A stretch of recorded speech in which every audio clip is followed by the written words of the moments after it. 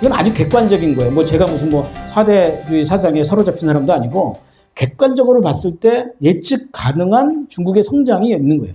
사실은 저런 게 우리한테는 기회가 될 수도 있지만 또 위협이 될 수도 있어요. 왜냐면 상대적이잖아요. 사실 여기 계신 분들이 뭐 중국어 학원을 다니시면 분도 그더라고요. 중간에 다니다가 잘 안 다니더라고요. 보통 여기 학원 강사님도 계시죠, 그죠? 첫 달은 되게 많이 나오는데 두 번째 달은 안 나오잖아요, 그죠? 예. 그게 369라고 3개월 열심히 했다가 6개월 쉬었다가 9개월 다시 다녔다가.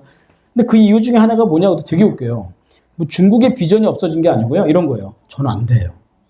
저보다 늦게 시작한 제가 중국어를 더 잘해요. 그럼 그게 자기가 중국어를 그만둔 이유가 될 수가 없잖아요. 근데 그건 어떻게? 같이 동반 성장을 생각해야 된다는 거예요.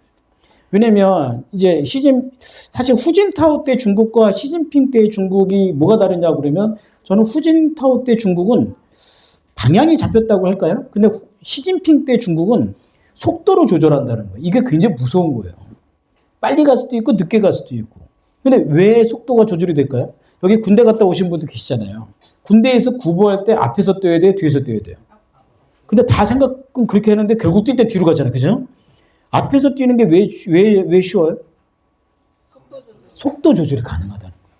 이게 무서운 얘기예요. 그러니까 사실은 지금 시진핑 입장에서는 미국이나 다른 나라는 사실 지금 안중에도 없는 거예요. 왜냐하면 선거를 안 한다는 건요, 엄청난 경쟁력이에요. 우리는 5년 암울하다는 게 뭐냐면 또 그 선거를 지금 그 생각이잖아요. 지금 다들. 또 그 선거를 치러야 되고 또 뭐 마음에 안 들면 탄핵해야 되고 또 바꿔야 되고. 그런데 중국은 선거를 안 하기 때문에요. 앞으로 100년도 그들은 예측이 가능하다는 거예요. 근데 그거를 지금 입장에서 보잖아요. 그러면 이거는 충분히 경쟁력이 될 수밖에 없다는 거예요. 그리고 세 번째가 저는 여기 좀 외람된 얘기 같은데 저는 제가 해보니까 결국은 개인의 기회예요. 개인의 기회.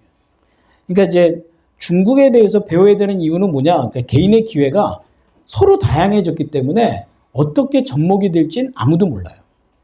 지금 한국에 오는 사람들이 이제 소비자들이 많이 줄었다고 얘기를 합니다. 그런데 싼크가 많아졌어요. 이해가세요? 그러니까 어디 매출이 줄었어요? 면세점 매출은 반토막이 났어요. 근데 강남역과 홍대 매출은 지금 대박이 터졌어요.